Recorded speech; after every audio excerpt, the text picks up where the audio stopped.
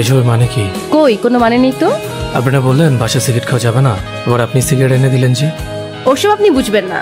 আমি অনেক ভেবে দেখলাম, আমি যদি আপনাকে সিগারেট খেতে বাধা দেই, কোন দিন যেন আপনি আবার বলে বসেন আমি আপনাকে বিয়ে করেছি ঠিকই, কিন্তু স্ত্রীর মর্যাদা দিইনি।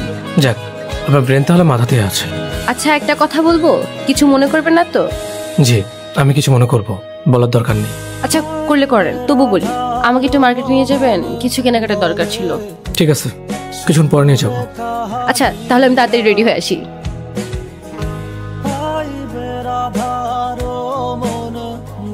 তুমি এখানে? তোমার জন্য অপেক্ষা করছিলাম। মানে আমি যে এখানে আসবো তুমি কিভাবে জানলে?